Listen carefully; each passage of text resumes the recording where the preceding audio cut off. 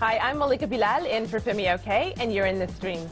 Today, Ethiopia's media war. Anti-terrorism laws are landing writers and reporters in prison or exile. We ask why.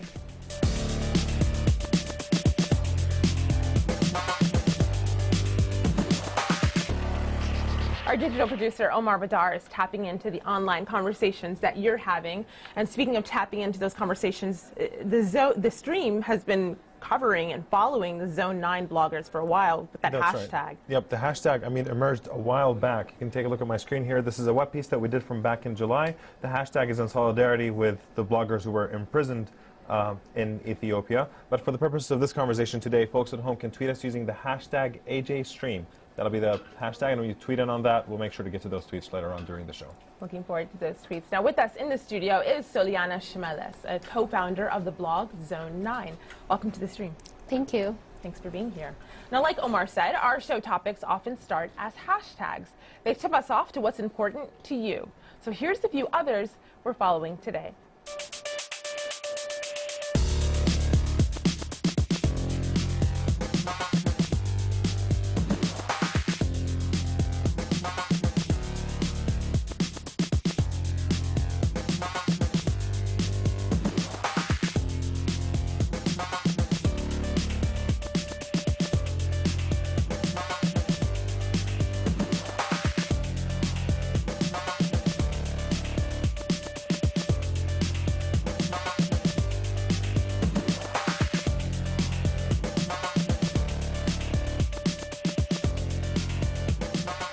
Terrorism and treason. That's what Ethiopia's Zone 9 bloggers are accused of. And they're not alone. The band of writers jailed since April are the face of a widespread crackdown on the media. Officials charged at least 22 journalists, bloggers, and publishers with criminal activities in the past year. More than 30 fled Ethiopia to avoid the same fate. The government warns they're conspiring with banned opposition groups using press freedom to cover up plots against Ethiopia's democratic state.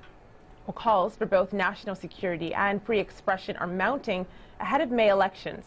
So can a balance be struck?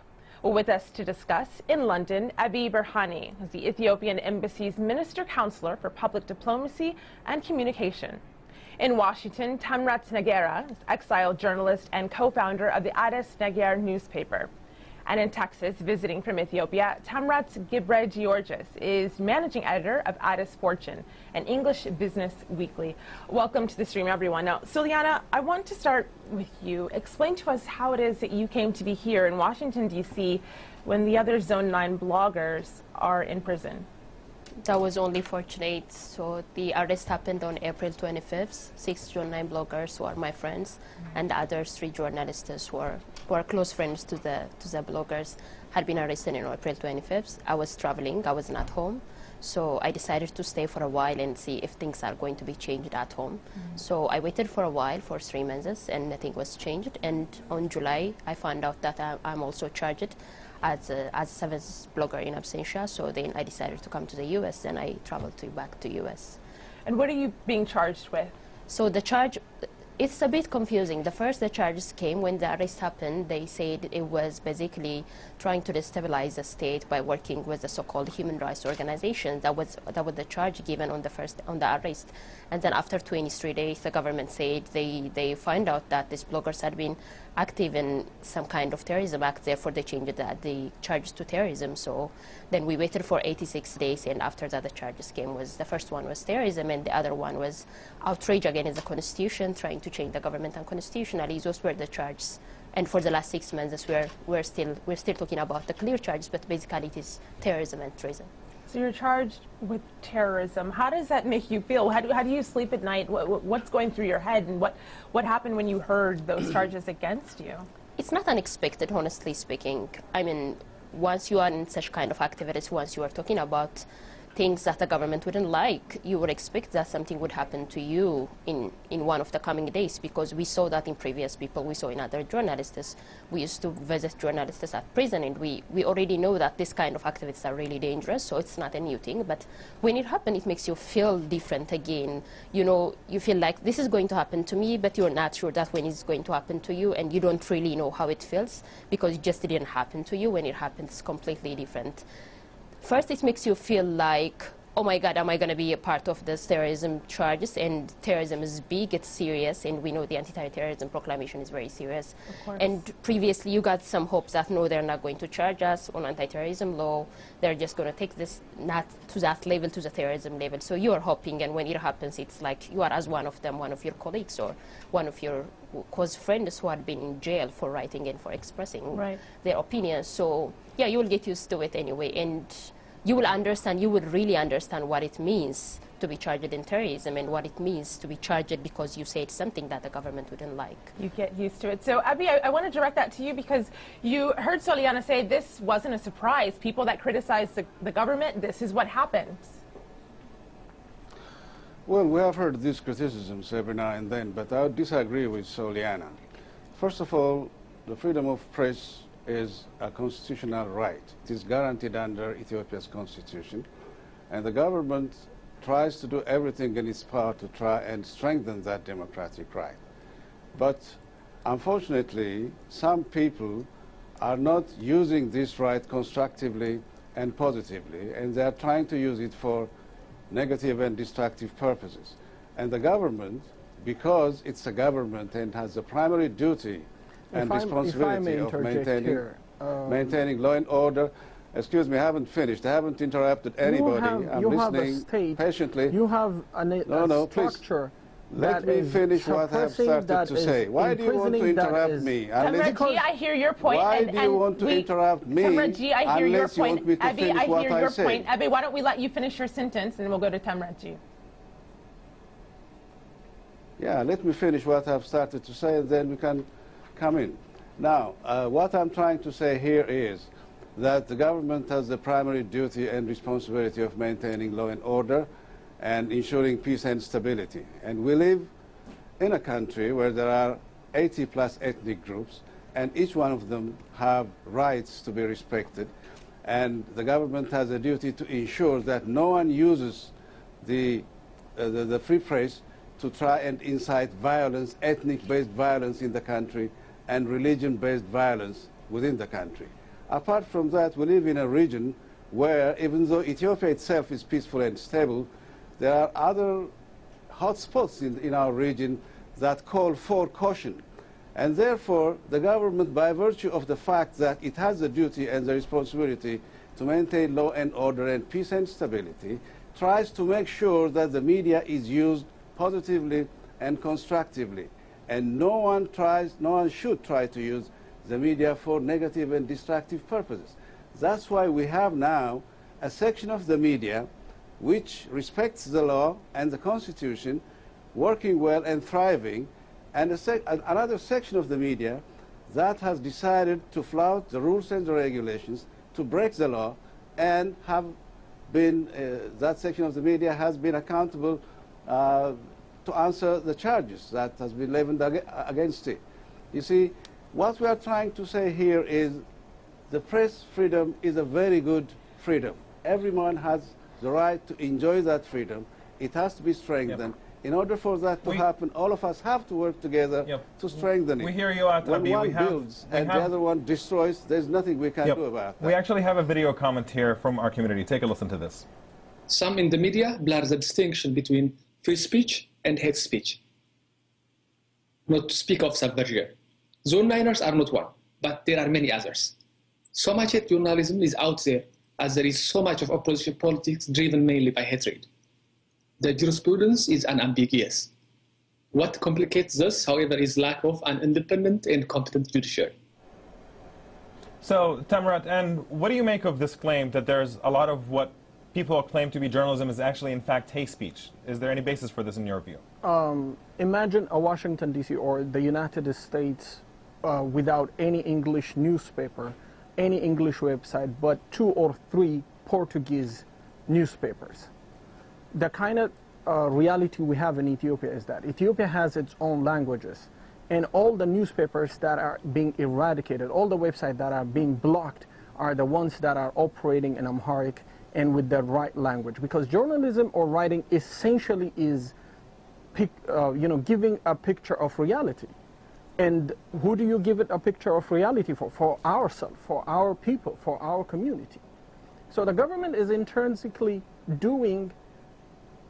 controlling the newspapers, controlling the media, controlling the TV stations and the radio so that it can have a particular kind of reality. And my colleague, as a journalist, Hamrat G, what they is doing is writing for, like, the expats in English in a country with 80 million people who couldn't even read mostly their own languages. So the government is Tamrat, and you brought up Tamrat G, and so I want him to respond to that, because what you're saying is the reason he gets away, in your view, with what he publishes is because it's in English. So I pulled up here on my screen. This is one of the editorials from Addis Fortune. Learning from history is one thing that the ruling party fails to get right in over 20 years of governing, and that's the first paragraph from a recent editorial. It is critical of the ruling party. Then nobody cares about it, because only diplomats and some businessmen read that newspaper. But newspapers, so let's like give Tamrat G a chance to respond to that. Go ahead. Sorry? Broader freedom of expression, and the other is the function of the media. The broader freedom of expression and the right to express itself, in which Soliana and her friends have been have conducted their activities, as one aspect. And where I fall in is the freedom of the press, where in both cases constitutional guarantees have been granted. I see the perspective from Abe, and yes, the Constitution provides that sort of guarantee and everything. But nevertheless, what I see is that in both cases, whether it is the right to express oneself or the media's right to practice its professionalism, in both ways, I see that there is a series of regression and erosion of those rights over the last 10, 15 years, both ideologically, politically, legally. And the space the media has and people have to express themselves is not something that I can confidently talk about, because the challenge is enormous, particularly after the introduction of the anti-terrorism law, in particular Provision 6. And that's, of course, a law that was introduced in 2009. Yes, in 2009. So in both cases of freedom of expression and that of the press, the challenge remains to be enormous. Our experiences on the ground is not something that we feel comfortable about, that with seeing every day and every time that our colleagues are going to jail right and left. I'm not in a position to tell you that the picture out there is quite rosy. It's extremely difficult. And interestingly enough, that lack of confidence is also reflected in our community to some extent. We put out a question for people to basically rate the state of free press in Ethiopia.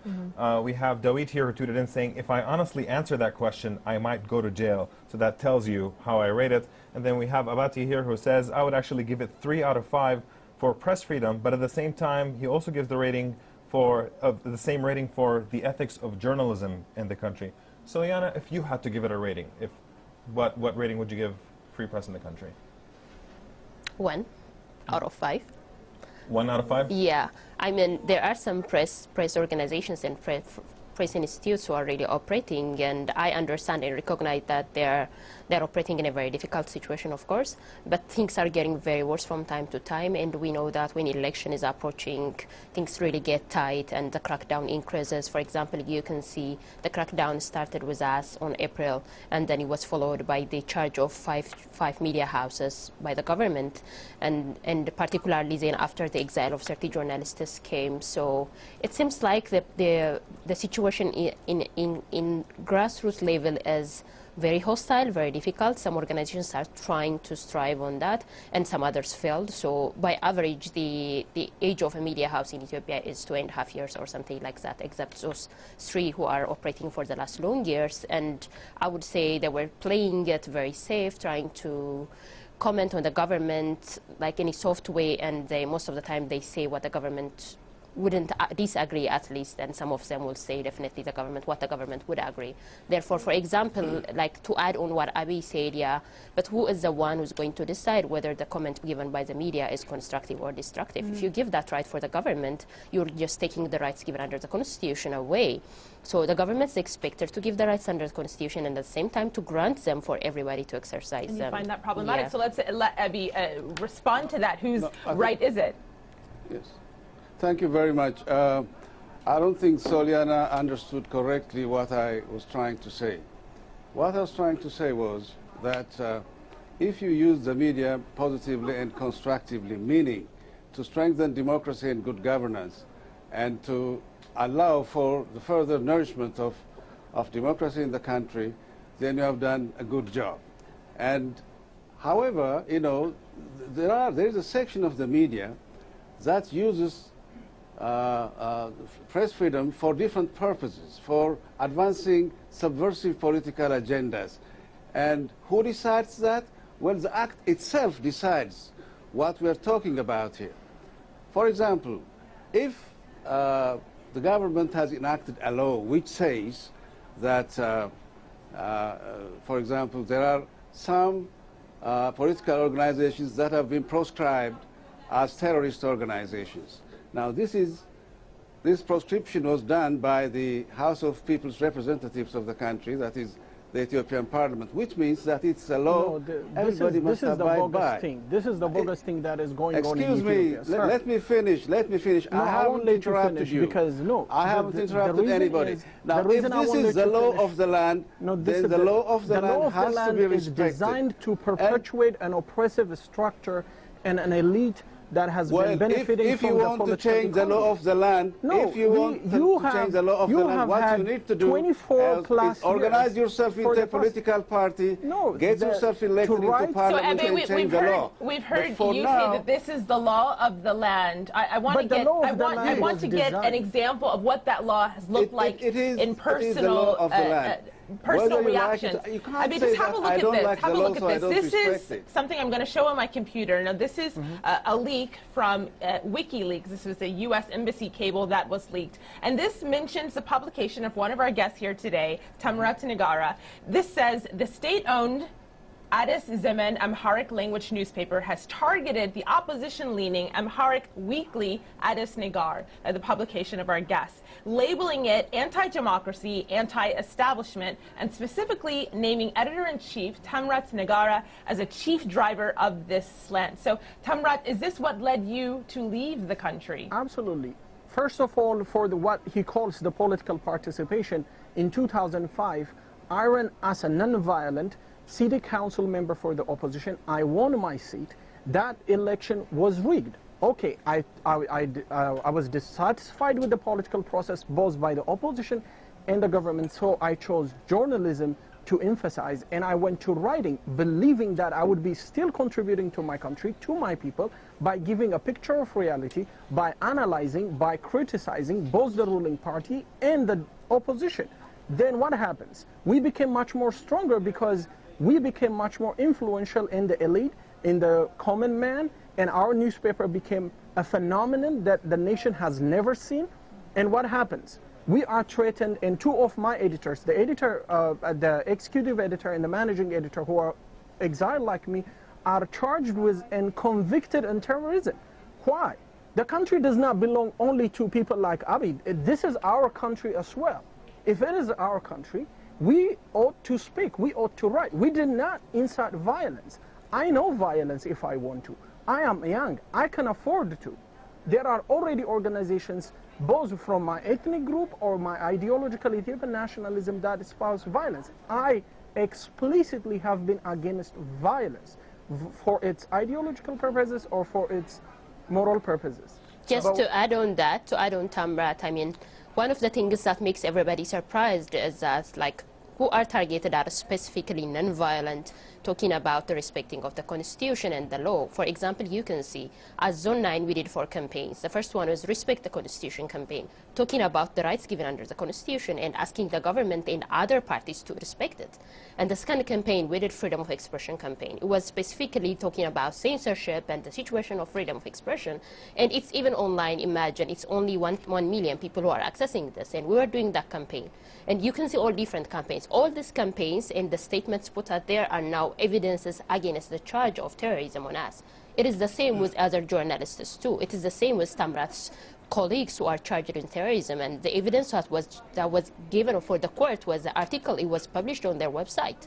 It is the same with Iskandar Naga. It is the same with Riot Alamu. So it just makes you feel like the government is saying these people are inciting violence, they were involved in violence, but in the other way, all the evidences given for the court are the one that they wrote on the newspaper, on the website. There are people online who are also dismissive of that security concern. You have Jonas who tweeted in saying, I don't think security is the reason for curtailing free speech.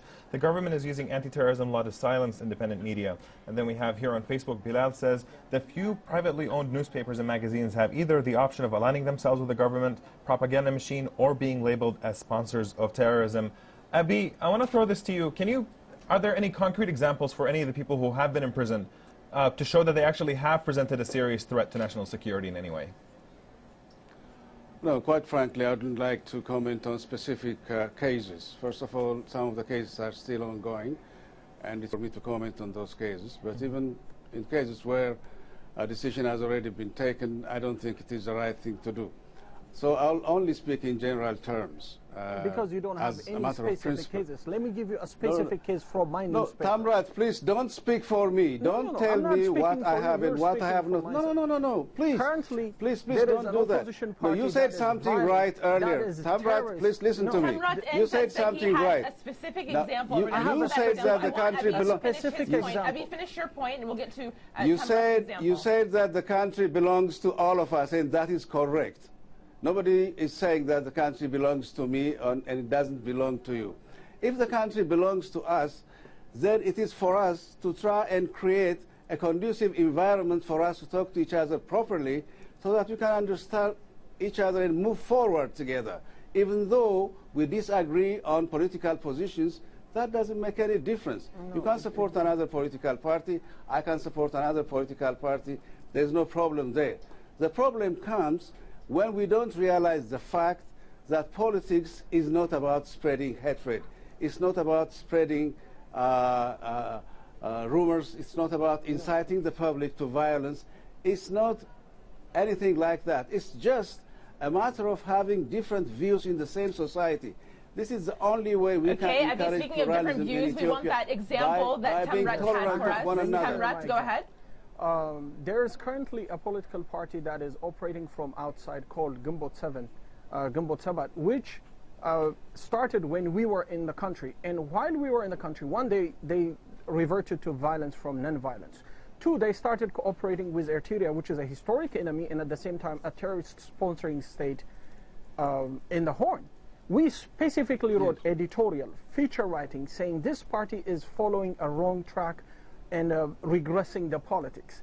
But specifically that article, specifically that editorial became a term, like was interpreted as if we were supporting Gumbot Sabat, which we do not, which we explicitly stated. And this is a very organization, even the British government is kind of putting them in a terrorist list. And what happens? And Tamrat, I'm going to pause you there with the what happened. We'll find out what happened in the post-show. But we have heard you explicitly say that you are against terrorism and are not in that group. The same thing from Soliana. So Soliana, I want to ask you, do you dare go home, or is that in the works? No, not at all. I mean, I'm the first defendant of the case, so there's no way that these charges are going to be dropped. I mean, given from the previous experiences that charges of terrorism, once you are charged, it's automatically you're convicted. We all know that. No one from we'll hear from Ebi in our post show on whether or not that will ever be allowed for you. Looking forward to hearing that. That's all the time we have for now. I want to thank our guests, Soliana Shemelis, Ebi Berhani, Tamrat Nagera, and Tamrat Gibregiors. Stay with us, though. The post show is next at streams@aljazeera.com. Now, on the next show, thousands of Spaniards have been evicted from their homes by their Wall Street landlords. We'll talk to some of them who are fighting back. But until then, we'll see you online.